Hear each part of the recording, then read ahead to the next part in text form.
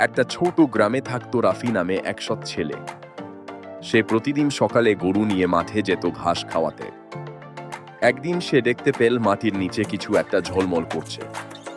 কাছে গিয়ে দেখে সেটা একটা সোনার হাঁড়ি।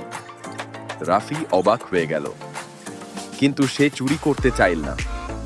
রাফি মনে মনে বলল, এটা নিশ্চয়ই কারো হারানো জিনিস, আমি এটা মালিককে খুঁজে দেব। সে দৌড়ে গ্রামের প্রধানের কাছে গেল এবং সব ঘটনা খুলে বলল।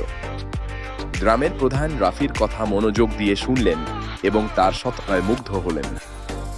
গ্রামের প্রধান বললেন, বাহ, তুমি সত্যি এক সৎ ছেলে রাফি। এই সোনার হাঁড়ি এখন তোমারই প্রাপ্য। রাফির সততার পুরস্কার পেল সে। তার পরিবার আনন্দে ভরে গেল। গ্রামে সবাই বলল, সৎ কাজের ফল সবসময় ভালো হয়। তাই মনে রাখো বাচ্চারা, চুরি নয়, সৎতাই আমাদের সবচেয়ে বড় গুণ।